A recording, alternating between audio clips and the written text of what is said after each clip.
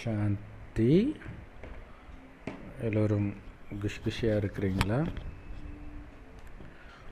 25/3/2024 இன்றைக்கி பாப்தாதா சொல்கிறாங்க, இனிமையான குழந்தைகளே, உள்நோக்கு முகமுடையவராகி இந்த ஞானக்கடலை கடைஞ்சிக்கிட்டே இருந்தீங்கன்னா எல்லையற்ற சந்தோஷமும் போதையும் அனுபவமாகும். பாபா மாதிரி ஆசிரியராக நீங்களும் மாறிடுவீங்க. ஸோ உள்நோக்கு முகமாகி ஞானத்தையே சிந்தனை பண்ணிக்கிட்டு இருக்கணும். வேறு எந்த விஷயத்தையும் டக்குன்னு கட் பண்ணணும். பாபா நேற்று சொன்னார்ல, தேவையில்லாத உறவுகள், வீண் பேச்சு, வீண் வார்த்தை, வீண் பார்வை, இதெல்லாம் உங்கள் நேரத்தை, உங்களுடைய வருமானத்தை காலி பண்ணுதுன்ட்டு. ஸோ அதனால் உள்ளுக்குள்ளே நான் ஆத்மா, என்னுடைய ஒரு பரமாத்மா, பாபா இந்த ஆத்மாவுக்கு இன்றைக்கி என்ன சொல்லியிருக்கிறாரு, அதெல்லாம் நான் கரெக்டாக ஃபாலோ பண்ணுறேன்னா, இதிலேயே முழுக நீங்கள் ஆனந்தமும் போதையும் நிரந்தரமாக அனுபவம் பண்ணுவீங்க. பாபாவுக்கு சமமான டீச்சர் ஆகிடுவீங்கன்றார்.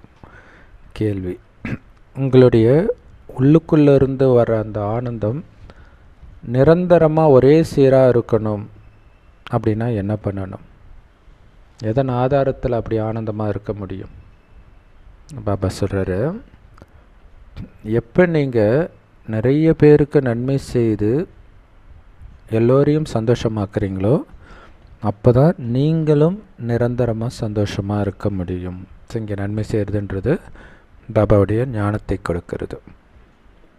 ஸோ அதனால் கருணை நிரம்பியவராகி சந்தோஷமாக இருங்க. இல்லை, இந்த ஞானம்தான் நமக்கு சந்தோஷத்தின் ஆதாரம்.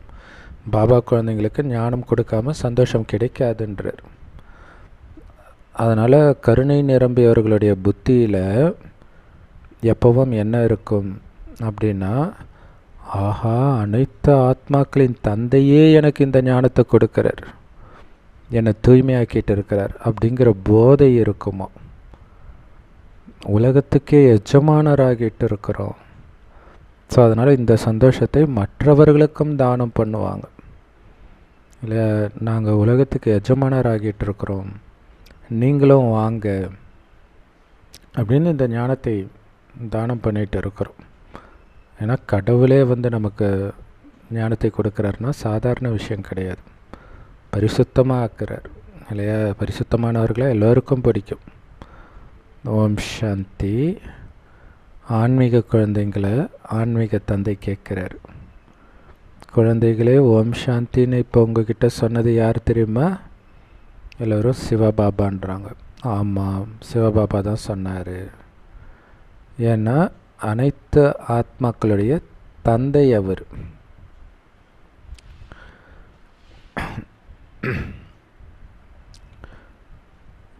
அவர் சொல்கிறாரு, நான் ஒவ்வொரு கல்பத்திலும் இந்த ரதத்தில் பிரவேசமாகி உங்களுக்கு ஞானத்தை கொடுக்கிறேன். ஸோ அதனால் இந்த ஞானத்தை போதிக்கக்கூடிய ஆசிரியர் அவர்.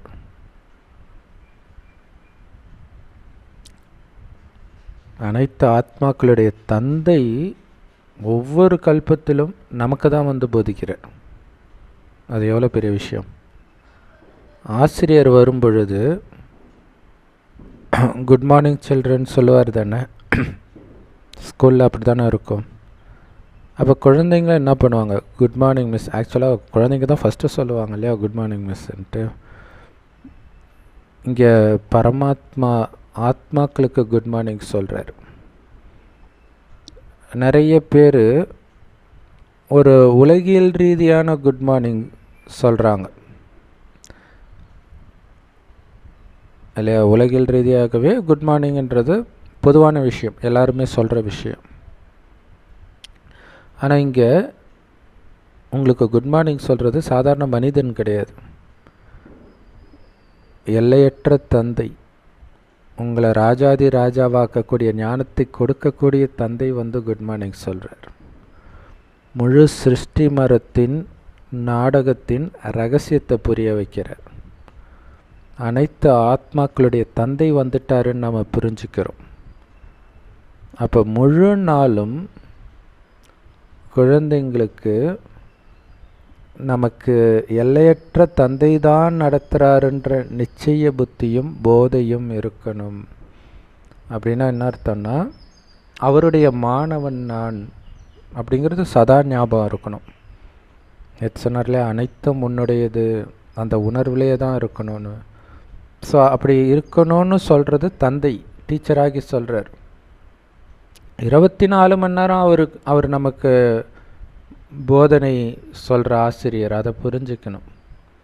24 மணி நேரம் அவர் சொல்கிற வழியை நம்ம ஃபாலோ பண்ணணும். அதுக்கு 24 மணி நேரமும் கடவுள் எனக்கு நடத்திட்டு இருக்கிறாரு அப்படிங்கிற நிச்சய புத்தி இருக்கணும், நம்பிக்கை இருக்கணும். அவர் நமக்கு அப்பாவாகவும் டீச்சராகவும் குருவாகவும் இருக்கிறார். அவரை படைப்பவர்னும் சொல்கிறோம், ஆனால் ஆத்மாக்களை அவர் படைக்கலை இல்லையா? ஆத்மா எப்போவுமே இருக்குது, அழிவற்றது. ஆனால் இந்த மனித சிருஷ்டி மரத்தின் விதையாக நான் இருக்கிறேன். அதனால் இந்த மனித சிருஷ்டி மரத்துடைய முழு ஞானமும் என்கிட்ட இருக்குது, அதை உங்களுக்கு சொல்கிறேன். ஸோ அதனால தான் அவர் படைப்பவரே தவிர ஆத்மாவை புதுசாக படைக்கலை. ஸோ அந்த ஞானத்தை கொடுத்து ஆரம்பத்தில் எப்படி இருந்தோமோ அதே மாதிரி தேவதைகளாக அவர் மாற்றுறார். ஸோ மீண்டும் உங்களை தேவதைகளாக படைக்கிறார். இல்லாத ஒருத்தரை திடீர்னு உருவாக்கலை, தூய்மையாக்குறார், குணத்தை மாற்றுறார். விதையை தவிர யாருக்கிட்ட இந்த மனித சிருஷ்டி மரத்தின் ஞானம் இருக்கும்? யார் கொடுக்க முடியும்? ஸோ இந்த மரத்தையே அவர் தான் உருவாக்குனாரா அப்படின்னா அதுவும் கிடையாது. இது தானாக நடந்துட்டு இருக்குது. ஆனால் இந்த ஞானம் அவருக்கு தெரியும், அவ்வளவுதான். ஸோ இப்போ நேற்று ஜென்ரல் வீடியோவில் கூட கடவுளை ரொம்ப அப்யூஸ் பண்ணி போட்டிருந்தாங்க. அந்த கடவுள் மட்டும் கையில் கிடச்சானா எதுக்கு அந்த ஆளை படிக்க சொன்னான்? சரி படித்தானே எதுக்கு சாவு கொடுத்தான்? இது எதுவுமே பாபா பண்ணுறது இல்லைன்னு அவங்களுக்கு தெரியாது. இந்த சிருஷ்டி மரத்தையும் அவர் உருவாக்கல, அதில் அவருக்கும் ஒரு பாகம், அவ்வளோதான். குழந்தைகளே, இந்த சிருஷ்டி மரம் அனாதியாக இருக்குது. அப்படி இல்லைன்னா நான் உங்ககிட்ட சொல்லியிருக்க மாட்டேன்னா இந்த சிருஷ்டி மரம் எப்போ தோன்றிச்சு, எப்படி தோன்றிச்சுன்ட்டு. அது எப்போவுமே இருக்குது. இதுதான் ஆச்சரியம். இந்த படைப்பே அனாதியாக இருக்குது. பாபாவை ஞானத்தின் கடல்னு சொல்லப்படுது. ஜானி ஜனன்ஹார், அதாவது இந்த மனித சிருஷ்டி மரத்துடைய முதல்ல இருந்து கடைசி வரை உள்ள ரகசியங்களை அறிந்தவர்னு அர்த்தம். உங்கள் மனதில் உள்ள ரகசியங்களை அறிந்தவர்னு அர்த்தம் கிடையாது. இந்த மனித சிருஷ்டி மரத்தின் விதையாக அப்பா இருக்கிறார். அதனால தான் அவரை ஞானக்கடல்னு சொல்கிறோம். ஏன்னா இந்த சிருஷ்டி மரத்துடைய முழு ஞானம் அவர்கிட்ட இருக்குது. அப்படிங்கிறது தான் முழுக்க முழுக்க இன்றைக்கி முறையில் திரும்ப திரும்ப நம்ம மைண்டில் பதிய வைக்கிறார். ஏன்னா நாளைக்கு கேட்பாங்கல்ல மற்ற, அதை எதுக்கு சொல்கிறாருன்னா, இந்த இப்போ நம்ம ஜென்ரல் வீடியோ போட்ட மாதிரி கேட்பாங்க நம்மளை, ஏன் கடவுள் இந்த மாதிரி படைத்தார்? அப்போ நீங்கள் சொல்லணும், நீங்கள் நினைக்கிற மாதிரி அவர் படைப்பாளர் கிடையாது. அதுக்காக தான் சொல்கிறார். இந்த ஞானத்தை கொடுக்கிறார், ஏற்கனவே இருக்கிற மனிதனுக்கு தான் கொடுக்கிறார். இல்லைன்னா மனிதர்கள் கேட்பாங்கள்ல, யோசிப்பாங்கள, அவரை எல்லாரையும் நல்லவங்களாகவே படைச்சிருக்கலாமே அப்படியெல்லாம் கேட்பாங்க. அது அப்படி கிடையாது. மனிதர்கள் ஏற்கனவே இருக்கிறாங்க. அவருடைய ஞானத்தை கேட்பவர்கள் நல்லவர்களாக மாறுறாங்க. அப்புறம் அவர் போயிடுறாரு, கொஞ்சம் கொஞ்சமாக கெட்டு போகிறாங்க, மறுபடியும் வந்து மாற்றுறார். ஸோ இந்த ஞானத்தை தான் பாபா வந்து குழந்தைங்களுக்கு சொல்லி கொடுக்கிறார். எல்லா மனிதர்களும் எப்படி அமைதி வரும் அப்படின்னு கேட்குறாங்க. அமைதி கடல் மட்டும்தான் அமைதியை ஸ்தாபனை பண்ண முடியும், பண்ணிட்டு இருக்கிறாரு அப்படின்னு நீங்கள் சொல்கிறீங்க. அவர் அமைதி கடலாகவும் ஆனந்த கடலாகவும் ஞான கடலாகவும் இருக்கிறார். எந்த ஞானத்தின் கடலாக இருக்கிறாரு? இந்த உலகத்தின் முதல் இடை கடை பற்றிய ஞானத்தின் கடலாக இருக்கிறார். மனிதர்கள் வேதங்களையெல்லாம், வேத சாஸ்திரத்தை எல்லாம் ஞானம்னு புரிஞ்சிக்கிறாங்க. ஸோ அந்த வேத சாஸ்திரத்தை படித்து சொல்கிறவங்க நிறைய பேர் இருக்கிறாங்க சத்சங்கன்ற பேரில். ஆனால் எல்லையற்ற தந்தை மட்டும்தான் சுயம் தானே வந்து தன்னுடைய அறிமுகத்தை கொடுக்கிறார். இந்த உலகத்துடைய முதல் இடைக்கடை பற்றிய ஞானத்தை கொடுக்கிறார். இது வேதத்தில் இருக்குதா? அப்போ இது இல்லாத வேதம் எதற்கு பயன்படும் இல்லையா? அப்போ கடவுளே வந்து கொடுத்தால்தான் அவரை பற்றிய அறிமுகம் தெரியும். எப்போ அவர் வருகிறாரோ அப்போ தான் இந்த உலகத்தில் அமைதி ஸ்தாபனை செய்யப்படும். அவர் தான் ஸ்தாபனை செய்வார். சாந்தி தாமத்தில் எப்போவுமே அமைதி இருக்கும். ஆனால் யாருக்கும் தெரியாது. சாந்தி தாமத்தில் தான் நம்ம எல்லோரும் அமைதியாக இருந்தோம். அந்த அமைதியை தான் தேடுறாங்க. இங்கே கிடைக்குமானா இங்கே எப்படி கிடைக்கும்? உடம்பு எல்லாம் எடுத்துட்டு வெறும் ஆத்மாவை விட்டால் அமைதியாக இருப்போம். மனிதர்கள் அதுக்கு தான் பாபா சொல்கிறார், இங்கேயே நீ உனக்கு உடம்பு எதுவும் இல்லைன்னு நினச்சி ஆத்மா அமைதியாக இருப்பேன்றார். உலகத்தில் எல்லாருக்கும் இதை நம்ம சொல்ல முடியும். ஆனால் அவங்க கேட்கலை, புரிஞ்சிக்கலைன்னா நாம் என்ன பண்ண முடியும்? அதுதான் விலகி ஆத்ம உணர்வுலே கொடுங்க. உங்கள் அமைதி கெட்டு போகக்கூடாது. மற்றவர்களுக்கு அமைதியை கொடுக்குறேன்ட்டு உங்கள் அமைதியை வந்துடக்கூடாது. இது கூட வாடா உனக்கு புரியல அப்படின்னிங்கன்னா உங்கள் அமைதி போயிடும். நமக்கு தெரியும் கோடியில் ஒருத்தருக்கு தான் இது புரியும்ட்டு. மனிதர்கள் கேட்டுக்கிட்டே இருக்கிறாங்க எப்படி உலகத்தில் அமைதியை உருவாக்குறதுன்ட்டு. ஒரு காலத்தில் கண்டிப்பாக இந்த பூமியில் அமைதி இருந்துச்சு. அது ராமராஜ்யம். அந்த அமைதியை இப்போ விரும்புகிறீங்க.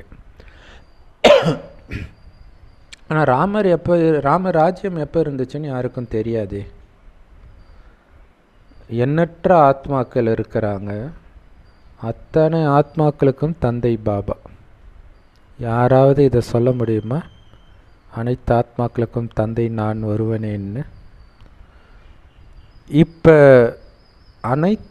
எத்தனை ஆத்மாக்கள் இருக்கிறாங்களோ அத்தனை பேரும் இப்போ இங்கே இந்த பூமியில் இருக்கிறாங்கன்ற. சத்தியுகத்தில் எல்லா ஆத்மாவும் கிடையாது, திரேதாயுகத்தில் கிடையாது, துவாபரயுகத்தில் கிடையாது, கலியுகத்திலையும் கிடையாது.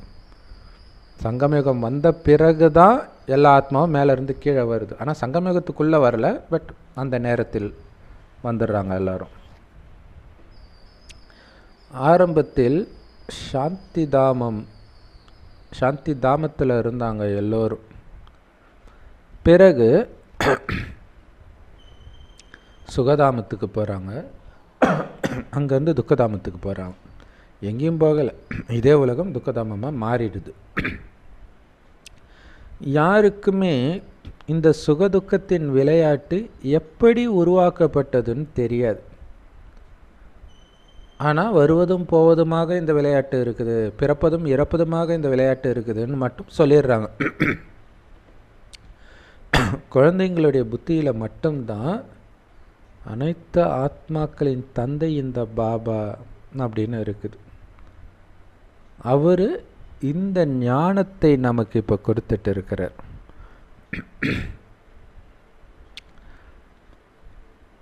அவர் சொர்க்க ராஜ்யத்தை ஸ்தாபனை பண்ணுறார், நமக்கு ஞானத்தை கொடுக்கிறார். அவர் சொல்கிறாரு, குழந்தைகளே, நீங்கள் தேவதைகளாக இருந்தீங்க. அதை தான் முதல்ல ஞாபகப்படுத்துகிறார். நீங்கள் யார், என்னவா இருந்தீங்க? இதே ஆத்மா தேவதைகளாக தேவதை உடலில் தெய்வீக குணத்தோடு இருந்துச்சுன்றார். யாராவது இதை சொல்ல முடியுமா? அனைத்து ஆத்மாக்களின் தந்தை புரிய வைக்கிறார். இது மிகப்பெரிய எல்லையற்ற விளையாட்டு. ஆனால் லட்சக்கணக்கான வருடமாக இந்த காலச்சக்கரம் கல்பம் நடந்துட்டு இருக்குதுன்னு சொல்லிடுறாங்க. ஆனால் நம்ம துல்லியமாக 5000 வருடம் தான் காலச்சக்கரத்துடைய அளவுன்னு சொல்கிறோம். 2 விதமான அமைதி இருக்குது. ஒன்று சாந்தி தாமத்தில் கிடைக்கக்கூடிய அமைதி, இன்னொன்று சுகதாமம், அதாவது சொர்க்கத்தில் கிடைக்கக்கூடிய அமைதி.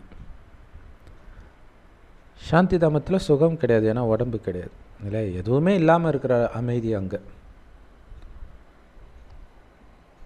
அனைத்து ஆத்மாக்களுடைய தந்தை இப்போ நமக்கு நடத்திட்டு இருக்கிறாருன்னு குழந்தைங்களுடைய புத்தியில் இருக்குது தானே. ஏன்னா இது எந்த வேதத்துலையும் கிடையாது. எந்த வேதத்தில் இருக்குது அதை தான் சொல்கிறோம், எந்த வேதத்திலும் கிடையாது. கடவுளை பற்றி வேதத்தில் இருந்தால் கடவுள் வர வேண்டிய அவசியம் கிடையாது. எல்லையற்ற தந்தை தான் அனைத்து தர்மத்தினரும் அல்லான்னு, இறை தந்தைன்னு, பிரபுவேன்னு, ஈஸ்வர்னு இப்படியெல்லாம் கூப்பிட்டாங்க. அந்த இறை தந்தை தான் இப்போ நமக்கு நடத்துகிறார். அப்படின்னா அவர் நடத்துகிற ஞானம் கூட மிக உயர்ந்ததாக தானே இருக்கும். உலகத்திலே உயர்ந்தவர் கடவுள்னா அவர் கொடுக்குற ஞானம் மட்டும் எப்படி இருக்கும்? முழு நாளும் இது உங்கள் புத்தியில் இருக்கணும். இப்போ பாபா ஒன்று சொல்கிறாருன்னா கண்ணை மூடிட்டு அதை ஃபாலோ பண்ணணும். ஏன்னா ஆரம்பத்தில் உங்களுக்கு புரியாது, என்ன காமத்தை விட சொல்கிறாரு, காமம் இல்லாமல் எப்படி குழந்தை பிறக்கும், எதுக்கு பூண்டு வெங்காயத்தை விட சொல்கிறாரு, எதுக்கு விலகி இருக்க சொல்கிறாரு. சொல்கிறவர் மிக உயர்ந்தவர், கண்ணை மூடிட்டு ஃபாலோ பண்ணுங்கள், உங்களுக்கு புரிய ஆரம்பிச்சிடும். ஸோ அதனால் அந்த உயர்ந்தவர் நடத்துகிறாரு, அந்த உயர்ந்த ஞானத்தை நான் படிக்கிறேன் அப்படிங்கிறது முழு நாளும் உங்கள் புத்தியில் ஓடிட்டு இருந்தால் தான் அதன்படி நடப்பீங்க. புது புது விஷயங்களை புது புது விதமாக பாபா சொல்கிறார், அதை நாம் மற்றவர்களுக்கும் நடத்துகிறோம். பக்தி மார்க்கத்தில் தேவதைகளுக்கு எவ்வளோ மகிமை பாருங்கள். பாபா சொல்கிறார் இல்லையா, புது புது விஷயத்தை புது புது விதமாக சொல்கிறதை நாம் நடத்தணும், அது ரொம்ப முக்கியம். இல்லை அந்த 7 நாள் கோர்ஸை அதே மாதிரியே நடத்திட்டு இருக்கிறது கூட ஒரு காரணம். வேறு எதை பற்றியும் அஞ்ஞானிகள்கிட்ட நம்மளால் பேச முடியாததுக்கு. ஸோ பாபா எல்லா ரகசியத்தையும் சொல்கிறாரு, எதுக்கு நீங்களே வச்சுக்கிறதுக்கா? இல்லைன்னா அவர் சொல்ல தேவையில்லையே, ஆத்மான்னு நினச்சி பரமாத்மா நினைட்டு விட்டுட்டு போயிடலாம்ல. நிறைய ரகசியத்தை ஏன் சொல்கிறார்? ஸோ அதை நாம் புரிய வைக்கும்பொழுது தான் இவங்களுக்கு இவ்வளோ விஷயம் தெரியுது எப்படி. அப்போ கண்டிப்பாக இவங்களுக்கு யாரோ உயர்ந்தவர் சொல்லி கொடுக்குறாங்கன்னு ஃபஸ்ட்டு புரிஞ்சுக்குவாங்க. அதுக்கப்புறம் அந்த உயர்ந்தவர் கடவுள்னு நீங்கள் சொல்லும்பொழுது தான் நம்ப ஆரம்பிப்பாங்க. இந்த பக்தி மார்க்கத்தில் தேவதைகளுக்கு எவ்வளவு மரியாதை கொடுக்கறாங்க. தேவதைகளுக்கு பக்தி மார்க்கத்தில் அவ்வளோ மகிமை கொடுக்குறாங்கல்ல. ஆனால் உண்மையிலே பெரிய தாய் அப்படின்னா அது பிரம்மா தான். ஆனால் பிரம்மாவுக்கு அவ்வளோ முக்கியத்துவம் கொடுக்கறதில்ல பக்தியில். சிவபாபாவை அப்பான்னு மட்டும்தான் சொல்கிறோம். ஆனால் பிரம்மாவை மட்டும்தான் அப்பானும் சொல்கிறோம், அம்மானும் சொல்கிறோம் இல்லையா. சிவபாபானும் சொல்கிறோம், சிவபாபாவுக்கு மனைவின்றதுனால பிரம்மாவை அம்மானும் சொல்கிறோம். பிரம்மா பாபா அடுத்தது அம்மா, சகோதரர்னும் சொல்கிறோம்.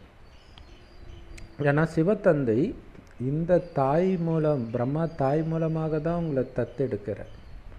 உங்களை குழந்தைன்னு அவர் வாய் மூலமாக தான் சொல்கிறார். ஸோ பாபா சொல்கிறார், ஒவ்வொரு 5000 வருடத்திற்கு ஒரு முறை இதே ஞானத்தை நான் உங்களுக்கு சொல்கிறேன். இந்த காலச்சக்கரமும் உங்களுடைய புத்தியில் இருக்குது. இப்போ நீங்கள் கேட்டுக்கிட்டு இருக்கிற ஒவ்வொரு வார்த்தையும் முழு கல்பத்திலும் எப்போவுமே கேட்காத வார்த்தை, புத்தம் புதிய வார்த்தை. அதை புரிஞ்சுக்கணும். இது ஞானக்கடல், சிவத்தந்தை கிட்டேருந்து கிடைக்கிற ஆன்மீக ஞானம், ஆத்மாவுக்கான ஞானம். இங்கே சிவ பரமாத்மா தான் ஞானக்கடலாக இருக்கிறார். அவருக்கு உடம்பு கிடையாது இல்லையா. ஸோ அந்த ஒளிப்புள்ளி தான் ஞானக்கடல். ஆத்மாக்கள் சொல்கிறோம் பாபா அப்படின்னு கூப்பிட்றோம். ஸோ பாபா சொல்கிறாரு, குழந்தைகளே, இத்தனை விஷயங்களையும் நான் சொல்கிற எல்லா விஷயங்களும் உங்களுடைய புத்தியில் நல்லா தாரணை பண்ணுங்க. எப்போ நீங்கள் வெளி உலக விஷயத்தில் இருந்தெல்லாம் உங்கள் புத்தியை நீக்கி உள்நோக்கு முகமுடையவராகி இந்த ஞான கடலை நல்லா கடையிறீங்களோ அப்போ தான் உங்களுக்கு சந்தோஷமும் போதையும் அனுபவமாகும். இல்லை இதுக்காக இப்போ அகோரிகள் உலகத்தை தியாகம் செஞ்சுட்டு போயிடுறாங்க. நிறைய வெறித்தனமாக பக்தி பண்ணுறவங்க அந்த மாதிரி இருக்கிறாங்க. நைட்டெல்லாம் பூஜை பண்ணுவாங்க, சிவ பூஜை. அப்போ நமக்கு அந்த மாதிரி கஷ்டமெல்லாம் கொடுக்கல. ஆனால் புத்தியை மட்டும் வெளி உலகத்துலேருந்து நீக்கி உள்நோக்கு முகமாக இருங்க. பாபா என்ன சொல்லியிருக்கிறாரு, ஆத்ம ரூபம் சொன்னார் இல்லையா, ஆத்மா ஆத்மான்னு சொல்லிட்டு இருக்காதிங்க, ஆத்மாவை ஆகுங்கன்ற. ஸோ இந்த மாதிரிலாம் இதை பற்றிய சிந்தனையில் இருங்க, இந்த பயிற்சியில் இருங்க. அப்போ தான் உங்களுக்கு அந்த சந்தோஷமும் போதையும் அனுபவம் ஆகும். வெளி உலக விஷயத்தையும் கேட்டு இந்த ஞானத்தையும் கேட்டிங்கன்னா சர்ச்சுக்கு போயிட்டு வர மாதிரி அந்த மாதிரி ஆகிடும், எந்த மாற்றமும் இருக்காது. சிவபாபா மிகப்பெரிய ஆசிரியர், உங்களையும் ஆசிரியராக ஆக்குறார் இல்லையா. ஞானத்தை கேட்குற எல்லாருமே நம்மளும் ஆசிரியர் ஆயிடுறோம். அதனால தான் நமக்கும் மகிமை. உங்களில் வரிசை கிரமம் கண்டிப்பாக இருக்குது. எந்த குழந்தையால் நல்ல ஞானம் சொல்ல முடியும்னு பாபாவுக்கு தெரியும்.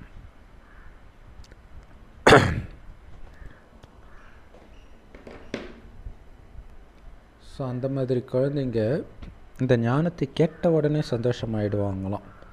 எங்களை உடனே பாபா கிட்ட அழைச்சிட்டு போங்க, உங்களை இந்த மாதிரி ஆக்கின அந்த பாபாவை நான் பார்க்கணும் அப்படின்னு சொல்லுவாங்களாம்.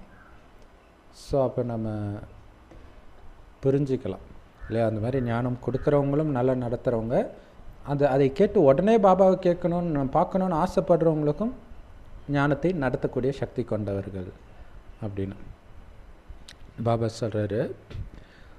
நான்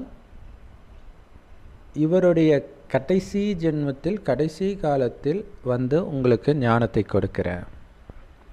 இந்த பாரதத்தில் ஒவ்வொரு கல்பத்திலையும் நான் வரனே எத்தனை தடவை வந்திருப்பேன்னு யோசிச்சு பாருங்கன்ற. ஸோ இந்த புது விஷயத்தை கேட்கும்போது உங்களுக்கு அவ்வளோ ஆச்சரியமாக இருக்குது இல்லையா. மீண்டும் மீண்டும் மீண்டும் மீண்டும் இது நடக்குது, மீண்டும் மீண்டும் மீண்டும் மீண்டும் பாபாவை நாம் மட்டுமே சந்திக்கிறோம். எவ்வளோ பெரிய விஷயம். அவர்கிட்ட ஞானத்தை கேட்கக்கூடிய பாக்கியம் நமக்கு மட்டுமே கிடைக்குதுன்றது எவ்வளோ பெரிய விஷயம். ஆனால் பக்தி மார்க்கத்தில் அவருக்கு எத்தனை பேர் கொடுத்துட்டாங்க. பரமாத்மான்றாங்க, ராமான்றாங்க, பிரபுன்றாங்க, அல்லான்றாங்க. ஆனால் அவர் ஒருவர் தான், ஒரே ஆசிரியர் தான் நமக்கு. இருந்தாலும் அவருக்கு பல பெயர்னால நினைவு செய்கிறாங்க. ஒரு ஆசிரியருக்கு ஒரு பேர் தானே இருக்கும், நிறைய பேர் இருக்குமா? நிறைய மொழிகள் இருக்குது. அதனால் அந்த மொழிகளுக்கு ஏற்ற மாதிரி நிறைய பேர் சொல்கிறாங்க. சிலர் கடவுள்னு சொல்கிறாங்க, சிலர் குதான்றாங்க. அவரே புரிஞ்சுக்கிறார், நான் குழந்தைங்களுக்கு ஞானத்தை கொடுப்பதற்காக வந்திருக்கிறேன். இதை படித்து நீங்கள் தேவதை ஆன பிறகு,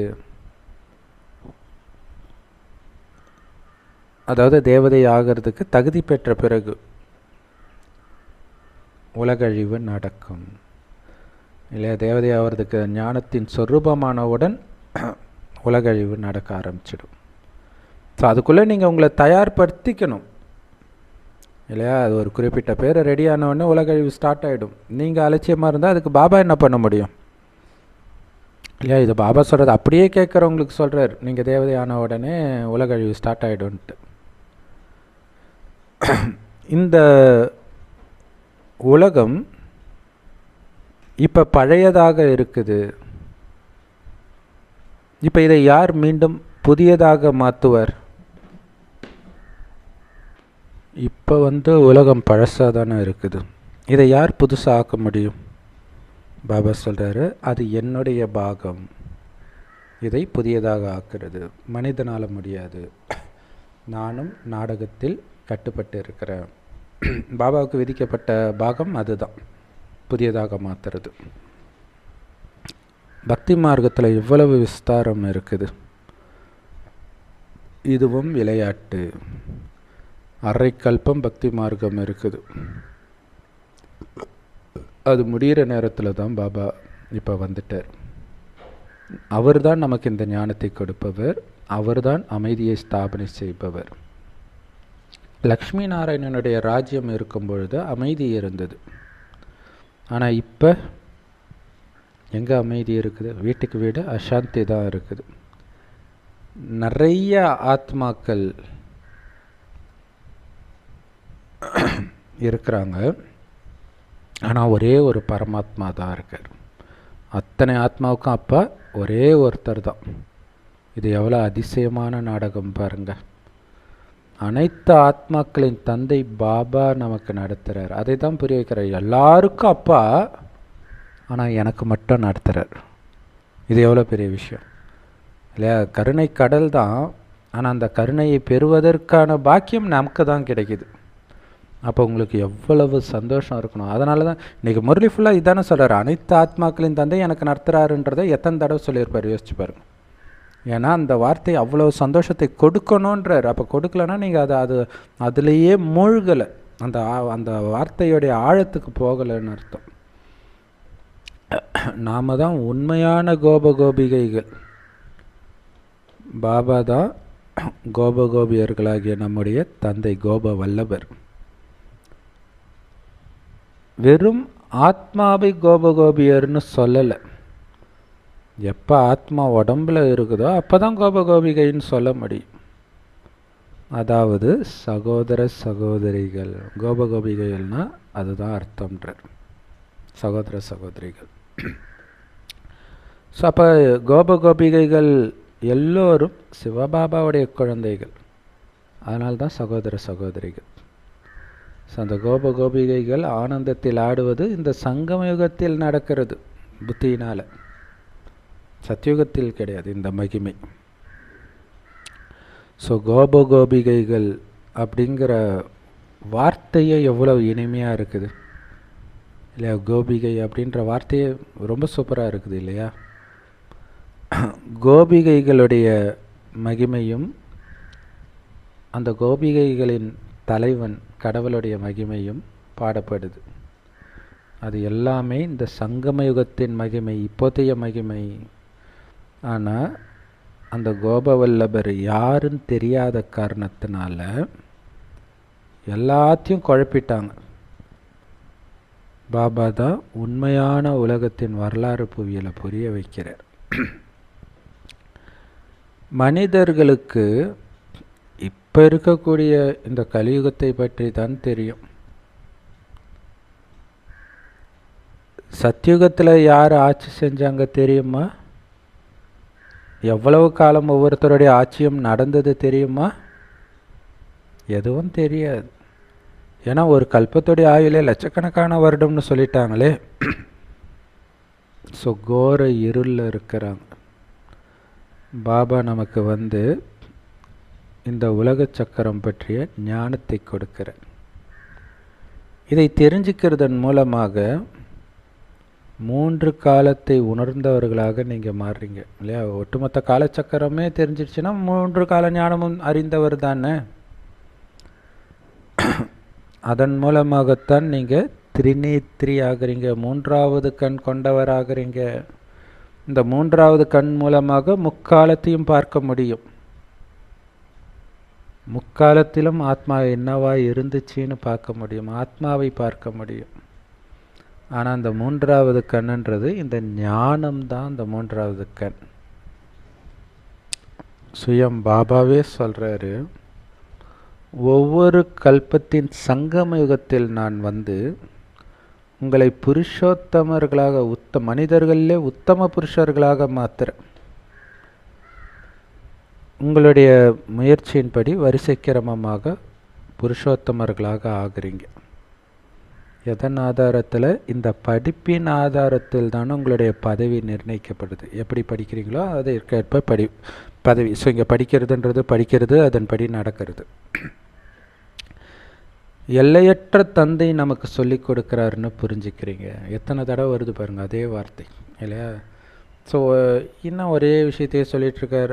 அந்த ஒரு விஷயத்தில் ரகசியம் இருக்குது, அது ஞாபகம் இருக்கணும். கடைசி நேரத்தில் கடவுள்கிட்ட, அதாவது ஒன்றும் இல்லை,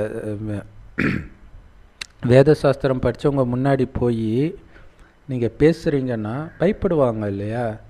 உனக்கு என்னடா தெரியும்? உங்கள் மனசு சொல்லணும், எல்லையற்ற தந்தைக்கிட்ட நான் படிச்சுட்டு இருக்கிறேன், பாவம் இவங்களுக்கு தான் தெரியல, எது தேவையோ அது எங்களுக்கு தெரியும், தேவையற்றது எங்களுக்கு தெரிஞ்சிக்க தேவையில்லை.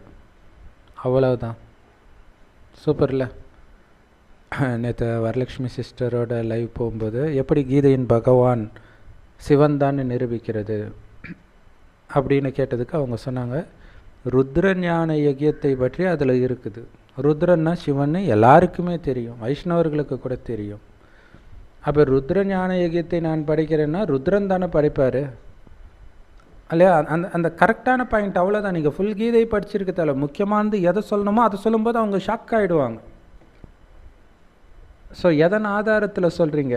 எல்லையற்ற தந்தை எனக்கு நடத்திட்டு இருக்கிறாருன்றது உங்களுக்கு அந்த தைரியத்தை கொடுக்கும். எனக்கு தெரிஞ்சது அவங்களுக்கு தெரியாது, உலகத்தில் உள்ள எல்லாத்தையும் அவங்க தெரிஞ்சிருப்பாங்க, ஆனால் முக்கியமான விஷயம் அவங்களுக்கு தெரியாது. எங்களுக்கு தெரியும், ஏன்னா எங்களுக்கு எல்லையற்ற தந்தை நடத்துகிறேன். கடவுளுக்கு பேரும் கிடையாது, ரூபமும் கிடையாது, கல் முள்ளெல்லாம் இருக்கிறாருன்னு மனிதர்கள் சொல்லிட்டாங்க.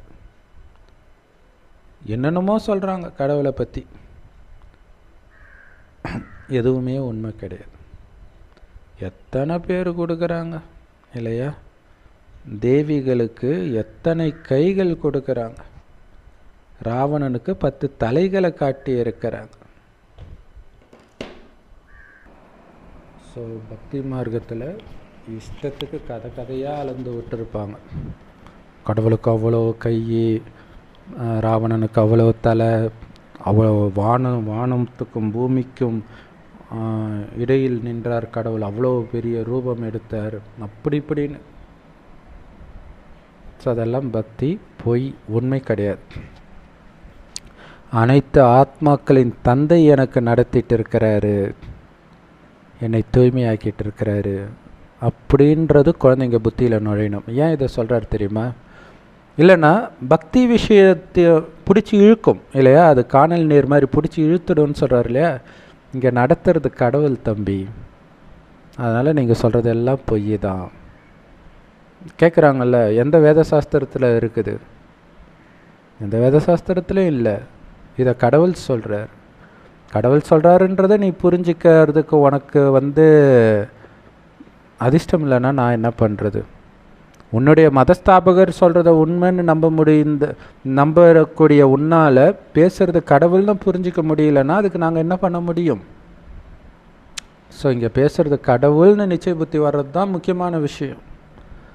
அதுதான் உங்களை தூய்மையாக்கும். அதற்கான முயற்சி பாவம் செய்யாமல் இருக்க வைக்கும். அப்படியே செய்தாலும் அப்படியே பச்சாதாபப்பட்டு திருந்துவீங்க. இது எல்லாத்துக்கும் ஆதாரம் என்ன? எனக்கு நடத்திட்டு இருக்கிறது கடவுள். ஸோ உங்களுக்குள்ள அவ்வளவு சந்தோஷம் இருக்கணும். ஆனால் எப்போ நீங்கள் கருணை நிரம்பியவராக ஆகி ஒவ்வொருவருக்கும் நன்மை செய்கிறீங்களோ, அவங்களையும் சந்தோஷப்படுத்துகிறீங்களோ, அப்போ தான் உங்களுக்கு சந்தோஷம் இருக்குன்றார் இல்லையா? அதாவது கடவுள் நடத்துகிறாரு, சந்தோஷம் இருக்கணும். ஆனால் கடவுள் நடத்துகிறாருன்ட்டு நீங்கள் முதல்ல அமைதியாக இருப்பீங்களா? எல்லாருக்கும் சொல்ல மாட்டீங்க. கடவுளை அதாவது ஒரு காட்சி காட்சோடனே கம்முன்னு இருக்க மாட்டோம், ஊரெல்லாம் சொல்லுவான். இங்கே நிஜ கடவுள்கிட்ட நாம் படிக்கிறோம். அப்போ அதை நம்ம மற்றவர்களுக்கு சொல்ல மாட்டோமா? இதனால் நாம் அனுபவிக்கிற சந்தோஷத்தை மற்றவர்களுக்கு பகிர்ந்து கொடுக்க மாட்டோமா? அப்போ தான் உங்களுக்கு அந்த சந்தோஷத்தை அனுபவம் செய்ய முடியுன்றார். ஆஹா, கடவுளே எங்களை உலகத்துக்கே எஜமானராக்குறாரு, மகாராஜா ஆக்குறாரு. ஸோ சொர்க்கத்தில் ராஜா, ராணி, பிரஜைகள் எல்லாருமே சொர்க்கத்தின் எஜமானர்கள் தான். அங்கே யாருக்கும் ஆலோசனை கொடுக்க மாட்டாங்க, ஏன்னா அவ்வளோ புத்திசாலியாக இருப்பாங்க. குறிப்பாக மந்திரிகள் இருக்க மாட்டாங்க. ஆலோசனை சொல்வதற்கு தான் மந்திரிகள் இல்லையா, அவங்க இருக்க மாட்டாங்க. இப்போ ராஜாக்களே இல்லை, வெறும் மந்திரிகள் தான் இருக்கிறாங்க. முதல் மந்திரி, பிரதம மந்திரி எல்லாமே மந்திரி தான். இப்போ மக்களின் ஆட்சி நடக்குது, மக்களால் நடக்குது. ராஜராணி ஆட்சி கடவுள் தேர்ந்தெடுக்கிறார் இல்லையா? ஒருத்தருக்கு பிறந்தாலே அவர் ராஜான்றது அவனுடைய கர்மாப்படி வருது, அது கடவுள் உருவாக்குறார். ஆனால் இங்கே மக்கள் தேர்ந்தெடுக்கிறாங்க. ஸோ பாபா என்ன உங்களுக்கு நடத்துகிறாரோ அது திரும்ப திரும்ப உங்கள் புத்தியில் நுழையணுன்றார். அந்த பாறையில் கடல் அலை திரும்ப திரும்ப வந்து அடிக்குதே, அந்த மாதிரி இந்த ஞான அலை அடிச்சுக்கிட்டே இருக்கணுன்ற. அப்போ தான் அந்த போதை இருக்கும். ஸோ அதோடைய நினைவாக தான் குறிப்பாக வடநாட்டிலெல்லாம் பார்த்திங்கன்னா சிவலிங்கத்தின் மேலே அந்த தண்ணி சொட்டிக்கிட்டே இருக்கும். இந்த ஞானம் நுழைஞ்சிக்கிட்டே இருக்குது புத்தியில். ஸோ அவர் ஞானக்கடல், நம்ம புத்தியில் ஞானம் சொட்டிக்கிட்டே இருக்கணும். அதுதான் முக்கியமான விஷயம். அப்போ ஏன் இந்த விஷயம் சொல்கிறார்? இதில் அப்படி என்ன இருக்குது? அப்படி யோசிக்கும்போது உள்ளே போகும்போது உங்களுக்கு தெரியும் அதில் எவ்வளோ பெரிய பொக்கிஷம் இருக்குது ஒவ்வொரு லைன்லேயும் அப்படிங்கிறது இல்லையா. இங்கே மக்களை நீங்கள் கன்வின்ஸ் பண்ணி ஆட்சிக்கு வர்றது சாதாரண விஷயமா? இது முன்னாடி லைன் சொன்னார், இது மக்கள் ஆட்சின்ட்டு. ஸோ அதில் என்ன இருக்குதுன்னா, மக்களை எல்லாம் கன்வின்ஸ் பண்ணுற முடியுமா? ஓட்டு போட்டவனே அடுத்தது வந்து திட்டுவான். அதானே நடந்துகிட்ருக்கு. அங்கே அப்படி கிடையாது. கடவுள் தேர்ந்தெடுப்பார், மக்கள் ஆனந்தமாக ஏற்றுக்குவாங்க, அப்பா அம்மாவாக நினைப்பாங்க. இன்றைக்கி அப்படியா இருக்குது? ஸோ அப்போ நினச்சி பார்க்கணும், அந்த மாதிரி இடத்துக்கு நான் போகிறேன்.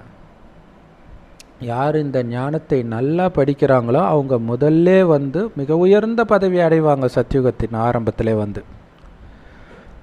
இல்லாட்டினா லக்ஷ்மி நாராயணன் எப்படி இவ்வளோ பணக்காரர்களாக ஆனாங்கன்னு நினைக்கிறீங்க? அப்படி என்ன பண்ணாங்க அவங்க? இந்த ஞானத்தை கேட்டு இந்த ஞானத்தை தானம் செய்து தான் இவ்வளோ பெரிய பணக்காரர்களாக ஆனாங்க. பக்தி மார்க்கத்தில் கூட ஒருத்தர் பணக்காரராக இருக்கிறாரு அப்படின்னா கண்டிப்பாக ஏதோ தான புண்ணியம் முன் ஜென்மத்தில் அவங்க பண்ணியிருக்கிறாங்கன்னு புரிஞ்சுக்கணும். அவன் பணக்காரனாக இருக்கிறானேன்னு வயிறு எறிகிறது அறியாமை. காரணம் இல்லாமல் அவன் பணக்காரனாக இருக்க மாட்டான். மனிதர்கள் கடவுளின் பேரால் தானம் புண்ணியம் பண்ணுறாங்க. அதற்கு கைமாறாக கடவுள் கொடுப்பார் நிறைய அப்படின்னு நம்புகிறாங்க. அதனால தான் அடுத்த ஜென்மத்தில் அவங்க பணக்காரர்களாக பிறக்கிறாங்க. ஆனால் கடவுள் அவங்கள கொடுக்க சொன்னாரா? கிடையாது. இப்போ மறைமுகமாக இவங்களே ஒரு நம்பிக்கையில் கொடுக்குறாங்க.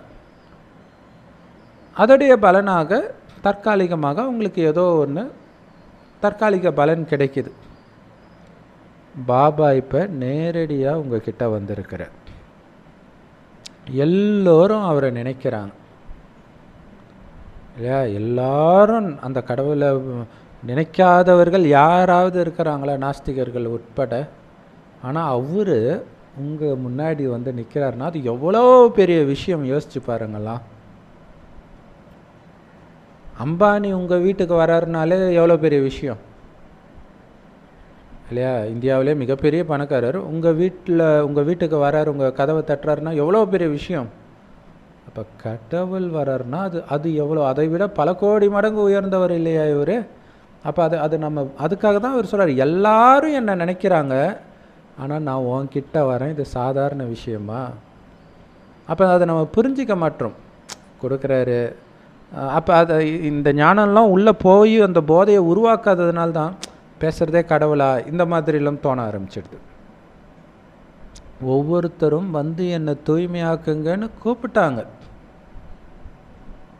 அதனால் வந்திருக்கிறார். வந்து எங்களுக்கு இந்த ஞானத்தை கொடுத்து லக்ஷ்மி நாராயணன் ஆக்குங்கன்னு சொல்லலை, தூய்மை ஆக்குங்கன்னு சொன்னாங்க. ஸோ தூய்மை ஆகிறதுக்கான வழி அதுதான் ஞானம். தூய்மையானால் கிடைக்கிற பலன்தான் லக்ஷ்மி நாராயணன் பதவி. மனிதர்களுடைய புத்தி ஸ்ரீ கிருஷ்ணரையே நினைவு பண்ணிக்கிட்டு இருக்குது. அப்பாவை தெரிஞ்சிக்காத காரணத்தினால தான் இவ்வளவு துக்கமுடையவர்களாக ஆகிட்டாங்க இல்லையா? அப்பாவுடைய மகிமையை தூக்கி ஸ்ரீ கிருஷ்ணருக்கு போட்டு கிருஷ்ணரையே நினச்சிட்டு இருந்தால் எப்படி சந்தோஷம் இருக்கும்? கிருஷ்ணரை நினைத்தால் உங்கள் பாவம் அழியுமா? நீங்கள் இழந்ததையெல்லாம் அடைவீங்களா? இப்போ கிருஷ்ணர்கிட்டயே புலம்பிட்டு இருக்க வேண்டியதுதான். பாபா உங்களை தெய்வீக சம்பிரதாயத்தை சார்ந்தவர்களாக மாத்துறார். முதலாக சாந்தி தாமத்துக்கும் நீங்கள் தான் போவீங்க, பிறகு சுகதாமத்துக்கும் முதலாக நீங்கள் தான் இறங்கி வருவீங்க. எல்லாத்தையும் எவ்வளோ தெளிவாக பாபா புரிய வைக்கிறார். ஆனாலும் மனிதர்கள் கேட்டும் கேட்காதவர்களாக இருக்கிறாங்க. பைபிளில் வரும் இந்த லைன், காதிருந்தும் செவிடர்களாக இருக்கிறாங்க. இது யாரையோ சொல்லலை, பாபா குழந்தைகளை சொல்கிறார். ஏன்னா கல் புத்தியை தங்க புத்தியாக மாற்றிக்க மாட்டுறாங்கன்றார். இல்லை, முரளி கேட்குறாங்க ஆனால் கேட்காத மாதிரி இருக்கு அவங்களுடைய நடத்தைன்றார். இல்லாட்டினா தூய்மையான புத்தியுடையவர்களாக மாறி இருப்பாங்களே, அவங்களுடைய நடத்தை தெய்வீகமாக மாறி இருக்குமே. இத்தனை வருடம் இருந்தும் நிறைய சீனியர்ஸ் கோபப்படுறத பார்க்குறோம், விகாரத்தில் விழுறத பார்க்குறோம். அப்போ கேட்டும் கேட்காதவர்களாக இருக்கிறாங்கன்னு தானே அர்த்தம். பாபா சொல்கிறதெல்லாம் ஒரே ஒரு விஷயந்தான், முழு நாளும் என் நினைவில் மட்டும் மூழ்கி இரு குழந்தை. இதுதான் சொல்கிறார். எப்படி ஒரு மனைவிக்கு கணவன் மேலே அவ்வளவு அன்பு இருக்கும். கணவன் இறந்தால் மனைவி போய் அப்படியே அந்த சிதையில் போய் அவளும் விழுந்து இறந்து போனான். அதுதான் சதின்ட்டு இப்போ பேன் பண்ணிட்டாங்க. அவளாக போய் இறந்தான்றதை மாற்றிட்டு பிடிச்சி தள்ளிட்டாங்கன்னு சொல்லிட்டாங்க. இப்போவும் எத்தனை பேர் கணவன் இறந்து மனைவி தற்கொலை பண்ணிக்கிறாங்க, தினம் தினம் நியூஸ் பேப்பரில் நம்ம பார்ப்போம். இல்லைனா பைத்தியம் பிடிச்ச மாதிரி ஒரு நடைப்பினமாக அந்த குழந்தைங்களுக்காக இருப்பாங்க. அவ்வளோ அன்பு வச்சிருக்கிறா கணவன் மேலே, அவனுக்காக உயிரையும் கொடுக்க தயாராக இருக்கிறா. அந்த மாதிரி பாபாவை நினைக்கிறீங்களா? அதனால்தான் பிரியதர்ஷினி உறவுன்றார். ஸோ அந்த மாதிரி மனைவியாக மாறி பாபாவை கணவனாக நினைக்கிறீங்களா உருகி உருகி? ஏன்னா நினைக்கிறதுக்கு அது மிகப்பெரிய யுக்தின்றார். நீங்கள் எல்லோரும் என்னோட குழந்தைங்க தான், ஆனால் உங்களுக்குள்ள வரிசைக்கிரமம் இருக்குதே. அந்த எல்லையற்ற இந்த மாதிரி தந்தை, உலக ராஜ்யத்தையே கொடுக்குற தந்தையை திரும்ப திரும்ப நாம் மறந்துடுறோன்னு நீங்களே புரிஞ்சுக்கிறீங்க. பாபா சொல்கிறார், என்னை மட்டும் நினைவு செய்கிறதுனால தான் உங்களுடைய பாவங்கள் அழியும். இருந்தாலும் மறக்கிறீங்களே, தலை ஃபுல்லாக பாவம் இருக்குன்னு தெரியுது, ஆனால் மறந்துடுறீங்களே. நினைச்சாதானே அதை எரிக்க முடியும், மறந்துடுறீங்களே. ஏன் இப்படிப்பட்ட தந்தையை மறக்கிறீங்க? உங்களை நான் உலகத்துக்கே எஜமானர் ஆக்குறேன்ல, ஏன் மறக்கிறீங்கன்றார். எப்படி சொல்கிறார் பாருங்களா, ஏன் மறக்கிறீங்கன்றார். ஒரு மனைவி கெஞ்சுற மாதிரி இருக்கு இல்லையா? ஒரு மனைவி நான் உனக்கு என்ன குறை வச்சுருக்கிறேன், நீ இன்னொரு பொண்ணு பின்னாடி போகிற அப்படின்னு கேட்குற மாதிரி பாபா கேட்குறார். உலகத்துக்கே எஜமானர் ஆக்குறேன்னு என்னை விட்டுட்டு நீ ஏன் வேற யாரையோ நினச்சிட்டு இருக்கிற, வேற எதையோ நினச்சிட்டு இருக்கிற? நீ என்ன நினச்சாதானே உலகத்தின் எஜமானர் ஆக முடியும் அப்படி சொல்கிறார். அதுதான் அந்த கருணை. அந்த ஒரு லைனும் ஆழமாக அதில் அவருடைய கருணை என்னன்னு யோசிக்கும்போது நமக்கு தெரியும் அந்த கருணை என்னன்ட்டு. கண்டிப்பாக மாயையுடைய புயல் வரும் தான், இதை ரீசனாக சொல்லாதீங்க. புயல் வந்துடுச்சு பாபா, மாயை வந்துடுச்சு பாபா, அது வரதான் செய்யும். ஆனாலும் நீ முயற்சி பண்ணி என்னை நினச்சிக்கிட்டே இருக்கணும். அதனால தானே பக்தி மார்க்கத்தில் மார்கண்டேயன் சிவலிங்கத்தை கெட்டியாக பிடிச்சிக்கிட்டான்னு காட்டப்பட்டது. இந்த மாதிரி பாபாவை நினைவுனால கெட்டியாக பிடிச்சிக்கணும். மாயா உங்களை பிரிக்க முடியக்கூடாது. பிரகலாதன் சொன்னானே, என்னால் ஹரிவோம்னு சொல்லாமல் இருக்க முடியாது, மூச்சு விடாமல் கூட இருக்க முடியும், ஆனால் இது சொல்லாமல் இருக்க முடியாது. அந்த மாதிரி இருக்கணும். பாபாவை நினைவு செஞ்சிங்கன்னா உங்களுக்கு ஆஸ்தி அடைவீங்க. எல்லோருமே தேவதைகளாக சொர்க்கவாசியாக மாறிட்டு இருக்கிறீங்க. சிலர் தண்டனை அடைந்து பிறகு தேவதை ஆயிடுவாங்க. ஏன்னா பாவம் செய்கிறாங்க, அலட்சியமாக இருக்கிறாங்க, நினைவு பண்ணலை, அதனால் தண்டனை அடைஞ்சு பிறகு தேவதை ஆவாங்க. ஆனால் பதவி கம்மியாக தான் இருக்கும். ஸோ இந்த விஷயங்களெல்லாம் எங்கேயாவது கேள்விப்பட்டிருக்கிறீங்களா? எவ்வளோ புத்தம் புதிய விஷயங்கள். எப்போ நீங்கள் உங்களுடைய அப்பாவையும் ஆசிரியராகவும் இருக்கிற பாபாவை நினைவு பண்ணிக்கிட்டே இருக்கிறீங்களோ அப்போ தான் இந்த விஷயங்களில் உங்களுடைய கவனம் வரும். டீச்சரை கூட மறந்துடுறீங்க.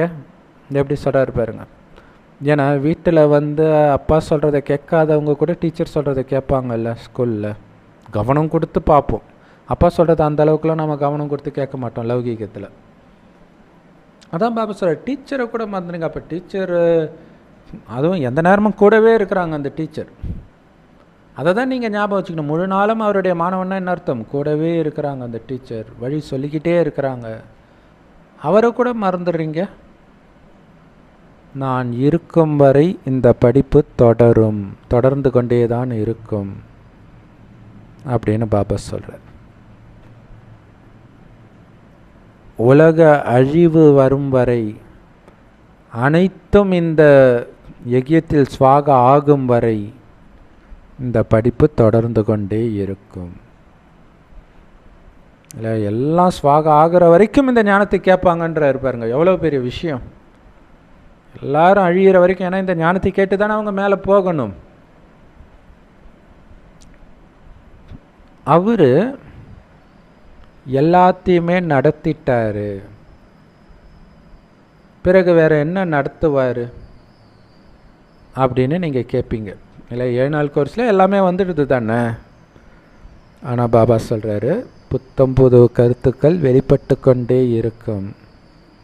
அதை கேட்க கேட்க உங்களுக்கு சந்தோஷம் அதிகரிச்சுக்கிட்டே இருக்கும். அதனால தான் நன்றாக படித்து சுதாமா மாதிரி அனைத்தையும் மாற்றிடுங்க. குசேலன் காய்ந்த அவலை கொடுத்து என்ன பண்ணிடுறான்? தங்க மாளிகையை கிருஷ்ணர்கிட்ட அடையிறான், காஞ்ச அவளுக்கு பதிலாக. அது மாதிரி இங்கே உங்ககிட்ட இருக்கிறதெல்லாம் காஞ்ச அவளுக்கு சமம். அதை ஈஸ்வரிய சேவையில் அர்ப்பணிப்பதன் மூலமாக, உன்னுடையது அப்படின்ற உணர்வில் நடந்துக்கிறதன் மூலமாக சொர்க்கத்தின் முழு செல்வத்தையும், அனைத்தையும், எல்லா விதமான செல்வம், ஆரோக்கியம் அனைத்தையும் நீங்கள் அடையிறீங்க. ஸோ அதுதான் மாற்றம் செய்கிறது அப்படின்னு சொல்கிறது. இது மிகப்பெரிய வியாபாரம் அப்படின்னு பாபா சொல்கிறார். ஸோ இதுவும் ஒரு பெரிய வியாபாரம்ன்றது.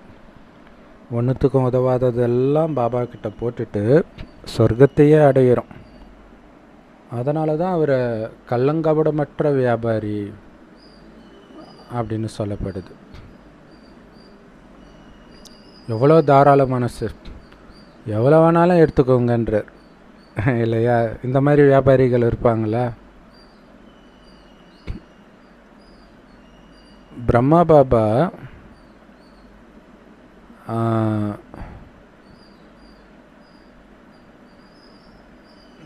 பாபா கூட பார்த்திங்கன்னா நல்ல தாராள மனசோடு இருந்தாராம். தன்னுடைய வருமானத்தில் 1/10 பாகத்தை அப்படியே தானம் பண்ணுவாராம். ஆக்சுவலாக இது கிறிஸ்தவ மதம் அதை தான் ஃபாலோ பண்ணுறாங்க, தசம பாகம்ன்ட்டு. 10ல் 1 சர்ச்சுக்கு கொடுக்கணுன்ட்டு. ஸோ எல்லாமே பிரம்ம பாபா பண்ணுறது தான் மற்ற மதத்தின் வழியாகவே அமைஞ்சிருக்குது பாருங்கள். இதில் இன்னொரு விஷயம் என்னென்னா, அவருக்கு லாபமே இல்லாட்டினா கூட நான் முதல்ல தானம் பண்ணணும்னு தான் அவருக்கு தோணுமா. அப்போ எல்லாரும் சொல்லுவாங்களாம்,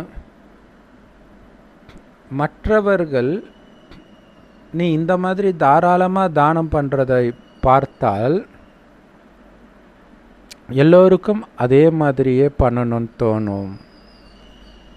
அப்போ நிறைய பேருக்கு இதனால் நன்மை வரும் அப்படின்னு சொல்லுவாங்க. அது பக்தி மார்க்கம். இங்கே எல்லாத்தையும் நம்ம பாபாவுக்கு அர்ப்பணம் செய்கிறோம். பாபா எல்லாத்தையும் எடுத்துக்கோங்கன்றோம். பாபா சொல்கிறாரு, நான் ஒட்டுமொத்த உலக ராஜ்யத்தை கொடுக்கிறேன். ஸோ நம்மக்கிட்ட என்ன இருக்குது? ஒன்றுத்துக்கும் உதவாத பொருள், துக்கத்தை கொடுக்கக்கூடியது தான் இருக்கும். அதை தான் நம்ம பாபாவுக்கு கொடுக்குறோம். ஸோ அதுக்கு பதிலாக உலக ராஜ்யத்தையே பாபா நமக்கு திருப்பி கொடுக்கிறார். பிரம்மா பாபாவுக்கு உலக அழிவின் காட்சியும் கிடைச்சிது. சதுர்புஜ விஷ்ணுவோடைய காட்சி, 4 கைகள் கொண்ட விஷ்ணுவோடைய காட்சியும் கிடைச்சிது. அப்போ அவர் புரிஞ்சுக்கிட்டார், நான் உலகத்தின் எஜமானனாக போகிறேன், பாபா எனக்குள்ள பிரவேசமாகி இருக்கிறாரு, விநாச காட்சிகளையும் காட்டி இருக்கிறாரு அப்படின்னு புரிஞ்சுக்கிறார். அவ்வளவுதான் இல்லையா? காட்சி கிடைச்சிது. உலகத்தின் எஜமானர் ஆக போகிறேன்னு புரிஞ்சுக்கிட்டாரு. உலகமும் அழிய போகுதுன்னு தெரிஞ்சு போச்சு. அப்புறம் இங்கே இருக்கிறதெல்லாம் வச்சுக்கிட்டு நான் என்ன பண்ண போகிறேன்? உலகத்தின் அதிபதியாக ஆக போகிறேன் இல்லையா? ஸோ இதை தானம் பண்ணுறதன் மூலமாக தான் ஆக போகிறேன்னு புரிஞ்சுக்கிட்டார். ஏன்னா உலகம் அழிய போகுது. அப்போ நான் ஏன் இந்த வைர வியாபாரத்தையே பண்ணி என் நேரத்தை வீணாக்கணும்? இதுதான் முக்கியமான லைன். அழிய போகிற நேரத்தில் எதுக்கு வியாபாரம்? தேவையான அளவுக்கு காசு இருந்தால் ரொம்ப சந்தோஷம், நீங்கள் வேலைக்கு கூட போகாமல் இந்த சேவையில் ஃபுல் டைம் ஆகிடுங்கன்றார். அதேமாதிரி உலகம் அழிகிற நேரத்தில் எதுக்கு உறவு? ஒரு பாபாவுடைய நினைவில் இருக்கும்போது நீங்கள் புதியதாக உறவு ஏற்படுத்துனீங்கன்னா உங்கள் மனைவியை, கணவனை, குழந்தைய இவங்களெல்லாம் பாதுகாக்கிற பொறுப்பு வந்துடுறதுனால அந்த நினைவு தான் போய்கிட்டு இருக்கும். ஸோ எதுக்கு இந்த வேலை? நான் எதுக்கு இந்த கழுதை பொதி சுமக்கிற மாதிரி இந்த வேலையை செஞ்சிட்டு இருக்கணும்? அதனால் இதை நான் விட்டுட்டேன். ஏன்னா நான் ராஜ்யத்தை அடைய போகிறேன், உலக ராஜ்யத்தை அடைய போகிறேன். அப்போ பாருங்களேன், வைர வியாபாரத்தையே அவர் கழுத பொதி சுமக்கிற வேலைன்றார். பாபா இந்த பழைய உலகமே அழிய போகுதுன்னு புரிய வைக்கிறார். ஸோ இது புரியல யாருக்கும். அது புரிஞ்சுதுன்னா இல்லையா, இந்த ஒவ்வொரு வார்த்தையும் எவ்வளோ பெரிய விஷயம். உலகம் அழிய போகுதுன்னு தெரிஞ்சால் அழியக்கூடிய செல்வத்தை சேர்க்கறதுலேயே முழு நேரமும் நாம் ஈடுபட்டுட்டு இருப்போம்மா? ஸோ இந்த மாதிரி குழந்தைங்க கும்பகர்ண உறக்கத்தில் இருக்கிறவங்கள எழுப்புறதுக்கு அவ்வளோ முயற்சி பண்ண வேண்டியதாக இருக்குது. இருந்தாலும் நீங்கள் எழுந்திரிச்ச மாதிரி தெரியலையேன்றார். இது எல்லாத்துக்கும் பொருந்தும். சம்பாதிக்கிறது மட்டும் இல்லை, விகாரத்தில் இருக்கிறது, வீண் விஷயத்தில் ஈடுபடுறது, இது எல்லாமே இல்லையா. உலகம் அழிய போகுது, நீ சேர்த்து வச்சிட்டியா? ஏன்னா ஆத்மா அழியதில்ல. அடுத்த கல்பத்தில் எந்த இடத்துல நுழைய போகிற? எல்லாருக்கும் ஆரம்பத்திலே நுழையணும், நாராயணன் ஆகணும் தான் ஆசை. அந்த அளவுக்கு சேர்த்துட்டியா? ஏந்திரிக்க மாட்டீங்களே, தூங்கிட்டே இருக்கிறீங்களேன்றார். அதனால தான் பாபா சொல்றார், குழந்தைகளாகி நீங்கள் ஒரு தந்தையை மட்டும்தான் நினைவு பண்ணணும். நீங்கள் எல்லாத்தையும் பாபா கிட்ட கொடுத்துட்டீங்கன்னா அவரை மட்டும்தானே நினைக்கணும் இல்லையா. எல்லாமே அவரோட இதை ஆக்கிட்டீங்க. அப்போ நீங்கள் அனுபவிக்கிற அத்தனையும் அவருடைய இதுன்னு ஆயிடுச்சு. அப்போ எஜமானனை தானே நினைவு பண்ணணும். இன்னொன்று, உங்களுடைய பொருள் எங்கே இருக்குதோ அங்கே தானே நினைவு போகும். உங்களுடைய பொருள் எல்லாம் பாபா கிட்ட இருக்குதுன்னா இப்போ பாபாவுடைய நினைவு தானே வரும். ஸோ குழந்தைகள் நீண்ட நேரம் நினைவில் இருக்க முடியும், ஆனால் நினைக்க மாட்டுறாங்க. அதாவது பாபா அவரோட ஒப்பிட்டு சொல்கிறார், பிரம்மா பாபாவோட ஒப்பிட்டு சொல்கிறார். ஏன்னா பிரம்மா பாபாவுக்கு நிறைய கடமைகள், நிறைய பிரச்சனைகள் இல்லையா. சமுதாயத்தின் மூலம் நிறைய பிரச்சனை வந்தது. அத்தனை குழந்தையும் பார்த்துக்கணும், சமஸ்காரம் முதல் வரும், இவ்வளவு பொறுப்பு இருக்குது. ஆனால் குழந்தைங்களுக்கு அவ்வளோ பொறுப்பு இல்லையே. அப்போ பாபாவை விட அதிக நேரம் நினைக்கலாம் தானே. அதுவும் பந்தனத்தில் இருக்கிறவங்களை பற்றி நிறைய செய்தி வருது. அதாவது கல்யாணமான பெண்கள் பாவம், அந்த ஏழை தாய்மார்கள் அவ்வளவு அடி வாங்குறாங்க தூய்மைக்காக. அவங்களுடைய கணவன்மார்கள் அவ்வளவு தொல்லைப்படுத்துகிறாங்க. ஆனாலும் அடி வாங்குறதும் இந்த நாடகத்தில் பதிவாகி இருக்குதுன்னு அவங்க புரிஞ்சுக்கிறாங்க. அதனால் என்ன பண்ண முடியும்? இந்த மாதிரி அப்பாவி பெண்கள் முந்தைய கல்பத்திலும் அடி வாங்கினார்கள். புது உலகம் ஸ்தாபனை ஆகிறதுக்கு இவ்வளவும் நாம் பொறுத்துக்க வேண்டியதாக இருக்குது. ஸோ இதோடைய நினைவு தான் ஒரு விதத்தில் மகாத்மா காந்தி அஹிம்சை வழியில் போராடினது. எவ்வளோ அடித்தாலும் பொறுத்துக்கோங்க, திருப்பி அடிக்காதீங்கன்னாரு இல்லையா. அந்த மாதிரி தான் இங்கேயும் பொறுத்துக்கிறோம். இங்கே என்னது, எவ்வளோ அடி வாங்கினாலும் நான் தூய்மை இழக்க மாட்டேன். தூய்மை இழக்காமல் இருக்கிறதுனால தானே அடி விழுது, இல்லாட்டினா ஏன் அடிக்க போகிறாங்க? ஸோ நீ எவ்வளோ வேணாலும் அடிச்சுக்கோ, நான் தூய்மை இழக்க மாட்டேன். ஏன்னா புது உலகம் ஸ்தாபனை ஆகணும். ஏன்னா நீங்கள் தூய்மை இழக்கிறதுனால கூட அந்த புது உலகம் இன்னும் டிலே ஆகிட்டே இருக்கும். அது உலகத்துக்கே நீங்கள் செய்கிற மிகப்பெரிய துரோகம்னு புரிஞ்சுக்கணும். பாபா சொல்கிறாரு, இவருடைய கடைசி ஜென்மத்தில் இவருடைய உடம்பில் நான் பிரவேசித்தேன். கண்டிப்பாக நாம் தான் ரொம்ப ரொம்ப அழகாக இருந்தோம் சத்தியுகத்தில். இப்போ நாமளே தான் அசிங்கமாக ஆகி இருக்கிறோம். பிரம்மா பாபா சொல்கிறார், நான் இப்போ அசிங்கமாக இருக்கிற நானே மீண்டும் முதல் நம்பரில் போய் ஸ்ரீ கிருஷ்ணராக மாறுவேன். இந்த படத்தை பார்க்கும் பொழுதெல்லாம் நான் இந்த மாதிரி ஆக போகிறேன் அப்படின்னு அந்த போதை வந்துக்கிட்டே இருக்குமா பிரம்மாவுக்கு. ஸோ பாபா எவ்வளவு தெளிவாக குழந்தைங்களுக்கு புரிய வைக்கிறார். ஸோ இதை புரிஞ்சுக்கிட்டு மற்றவர்களுக்கும் புரிய வைக்க வேண்டியது இப்போ குழந்தைகளாகிய உங்களுடைய கடமை. ஸோ பாபா அன்பாக தாளாட்டி இருக்கிறார் இல்லை இன்றைக்கி. ஸோ அந்த மாதிரி பாபாவுக்கு அன்பு நினைவுகள் மற்றும் காலை வணக்கம். பாபா சொல்கிறாரு,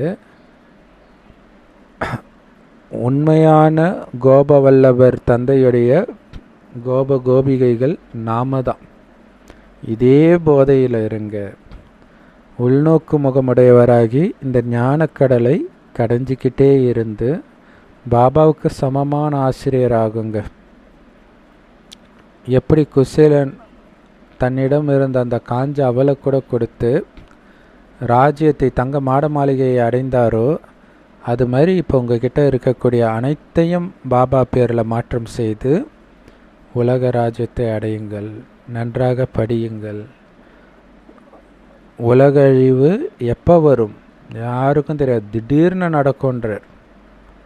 அதுக்குள்ளே முழு ஆஸ்தியை அடையுங்கள். எல்லாமே திடீர்னு தானே நடக்குது. நேற்று அமெரிக்காவில் திடீர்னு ஒரு மாலுக்குள்ளே போய் படப்படன்னு 150 பேர் சுட்டுருக்குறாங்க.